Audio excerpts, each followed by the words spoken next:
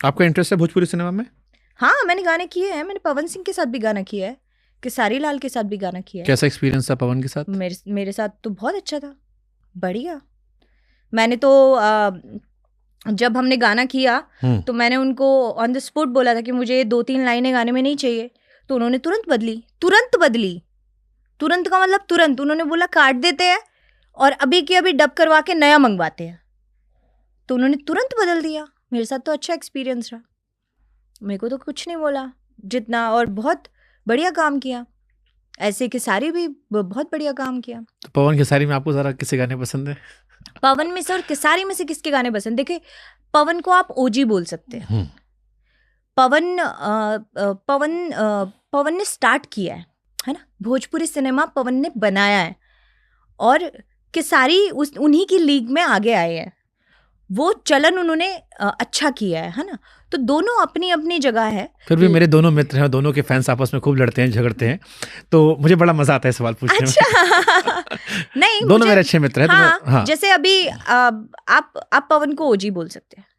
Okay, better dancer आप केसारी को बोल सकते हैं। केसारी भाई कवर्ड इट। हाँ, केसारी बेटर डांसर, क्योंकि मैंने जो गाने किए हैं, जैसे पवन सर के साथ जो हमने गाने किए हैं, उसमें डांस कम रखा गया, और जो मैंने केसारी के साथ प्रॉपर डांस में किए हैं, क्योंकि आगे से भी तो वैसा ही मिलना चाहिए ना। और यस, पवन को आप ओजी बोल सकते हैं। Okay. और वो रहेंगे। तो ये जो इंसिडेंट पूरा हुआ था, या इसका ओवरऑल नजरिया क्या आपका? क्योंकि आपने काम भी किया है, एक महिला है, दोनों को लेकर एक ओवरऑल आपका नजरिया, क्योंकि पवन ने अपनी एक फोटो डाली थी जिसमें इंडायरेक्टली वो कहना चाह रहे थे कि देखिए, मुझे लगता है ना कि भोजपुरी इंडस्ट्री में जब मैं जैसे काफ़ी लड़कियों को सुनती हूँ, या काफ़ी लड़कियाँ जब मुझे मिलती है, बताती है, तो लड़कियाँ सेफ फील नहीं करती, लेकिन उनको काम करना है ना। अभी आप अंजलि की बात करेंगे तो अंजलि ने गाना किया होगा, अंजलि प्रमोशन के लिए गई थी, लेकिन मैं अंजलि की ये नहीं बोलती, मैं अंजलि हाँ नर्वस हो सकती है उस टाइम पे, या अंजलि को ऐसा लगता है कि ये सही टाइम नहीं है, लेकिन अंजलि ये भूल गई कि मैं लड़की तो हूँ। उसको कुछ नहीं पसंद आया तो उसको तुरंत ये बोल देना चाहिए कि प्लीज आप ये मत कीजिए, मुझे अच्छा नहीं लग रहा, और माइक लेके बोलना चाहिए, क्योंकि अगर मैं वहां होती तो मैं यही करती। अब वो उसकी क्या सिचुएशन थी वो अंजलि बेटर जानती है, मैं नहीं जानती, ठीक है ना। लेकिन मैं ओवरऑल अगर देखूं तो भोजपुरी सिनेमा में आप बोल सकते हैं कि पुरुषों का ही दबदबा है।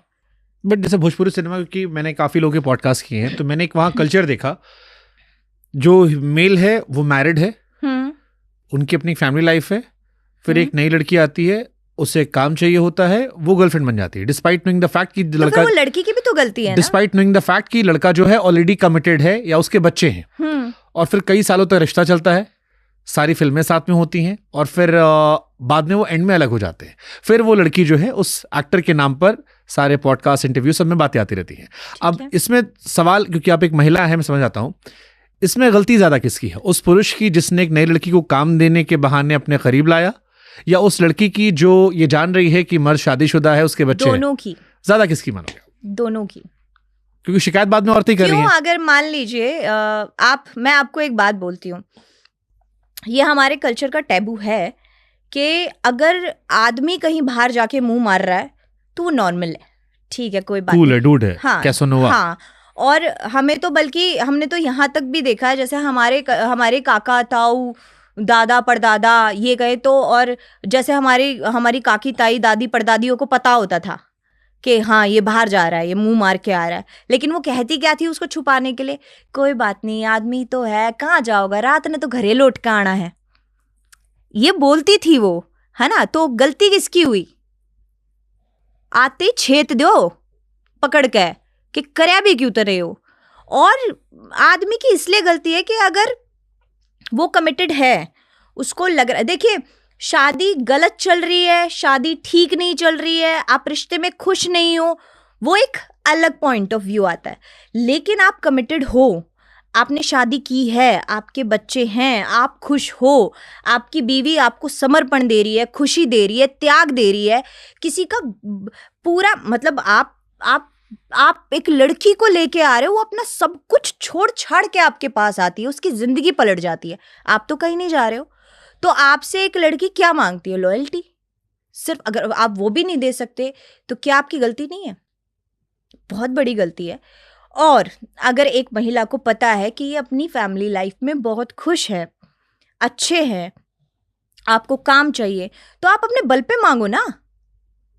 आप उनको दिखाओ ना कि मैं काम करने की काबिल हूं, इतनी काबिलियत है मेरे में, मुझे ये सब करने की जरूरत नहीं है।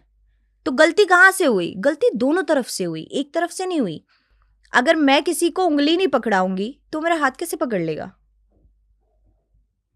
बट जैसे मैंने ये सवाल खिसारी से ही पूछा था, इसी कुर्सी पे बैठे, तो मैंने उनसे पूछा, मैंने कहा कि आप लोग का, वो तो अटपटाई जवाब देगा। मैंने कहा आप लोग का एक्स्ट्रा मैरिटल अफेयर चलता है, तो आप लोग शादीशुदा हो? तो उन्होंने कहा देखो भाई, हम अनपढ़ आदमी, पढ़े लिखे तुम थे नहीं। अब एक सुंदर सी लड़की, अगर हम 6 महीना फिल्म शूट कर रहे हैं, जो हमसे बढ़िया पढ़ी लिखी, हमसे सुंदर है, अंग्रेजी बोल लेती है और हमसे प्यार से ख्याल रख रही है, खाना खिला रही है, तो प्यार तो हो जाएगा ना भाई। हमारी बीवी भी हमारी जगह होती तो उसको भी प्यार आता। हाँ मैंने बोला ना, ऊँट पर के जवाब देगा। हमारी बीवी भी हमारी जगह होती है इस इंडस्ट्री में, तो उसके भी 2-4 लफड़े चल रहे हैं। वो इसलिए बोल सकते हैं ना क्योंकि उनकी बीवी है नहीं उस जगह पे। उनकी बीवी होती तो वो ऐसे जवाब ही नहीं दे सकते। ये ऑन एयर कोट है, इसलिए मैं इसे कोट कर सकता हूँ, ये मेरे पॉडकास्ट में ऑन एयर जा चुका है। हाँ, तो मैं भी ये बोल रही हूँ कि अगर उनकी बीवी वहां होती तो वो ये बोलते ही नहीं। उनकी बीवी नहीं है तो वो बहुत ऐसे ब्लंटली बोल सकते हैं उस चीज को। लड़की बाहर जाए, ये मर्द को एक्सेप्टेबल है ही नहीं। उसका ईगो हर्ट होता है, सीधा सीधा ईगो पे लगती है। मर्द में है क्या? क्या है मर्द के पास? बताइए क्या है मर्द के पास? आप बताओ ना। आप कुछ नहीं है, ईगो है बस, और कुछ नहीं है मर्द के पास। बहुत कम मर्द आजकल के वक्त में ऐसे हैं जिनमें प्यार है, प्रेम है, भावना है, शिद्दत है, समर्पण है, एक महिला को पूछते हैं। पर आज के टाइम में मैं देखती हूँ हर मर्द में ईगो है। कैसा ईगो? कैसा भी, ये बोल नहीं रही, ईगो आ जाएगा। ये काम नहीं कर रही, साथ में ईगो आ जाएगा। हर चीज में ईगो है, हर चीज में। मुझे अच्छे से याद है, मैं दुबई शो करके आई थी और उन्होंने बोला शो करते करते एकदम से कि आपको पीनी है? मैंने बोला नहीं, मैं नहीं पीती। तो मेरी टीम, मेरे साथी, मेरी टीम ने बोला हमें टेबल दिला दीजिए, हमें सबको पीनी है। तो मैंने बोला ठीक है मैम, मेरी टीम को पीनी है, आप टेबल अलाउड कर दीजिए ना, ये पी लेंगे बैठ के। मैं वहीं बैठ के कुछ भी नींबू पानी वगैरह ले लूँगी। मैं नहीं पीती। उनको ये बात इतनी बुरी लग गई कि उन्होंने मेरे लिए ना गाड़ी नहीं मंगाई। मैं बार बार बोल रही हूँ कि इनका हो गया, इन्होंने पी ली, खा ली, बहुत रात हो गई है, शो खत्म हो गया है, आप गाड़ी मंगाइए ना सर। बोले आ जाएगी, थोड़ी देर में आ जाएगी, थोड़ी देर में आ जाएगी, और वो गायब हो गए। वहीं पे उनकी बीवी थी। मैंने उनकी बीवी को बोला कि प्लीज़ आप गाड़ी मंगाइए ना, ये गलत बात नहीं, आपको नहीं लग रहा है गलत बात है? तो बोले वो आपने पी नहीं ना उनके साथ, तो लग रहा है उनको ऐसा। अब आप इस बात पे क्या कहेंगे? लगा ना, आदमी का ईगो किसी भी बात पे आ सकता है, किसी भी बात पे। बर्दाश्त करने की क्षमता कम होती है, आप कह रहे हो? हाँ, बहुत कम। हम पी जाती है, हम में सब है। आपको लक्ष्मी चाहिए, लक्ष्मी माता के पास जाओ। शक्ति चाहिए, दुर्गा माता के पास जाओ। ज्ञान चाहिए, सरस्वती माता के पास जाओ। है ना, हम में सब है। आप औरत में सब है।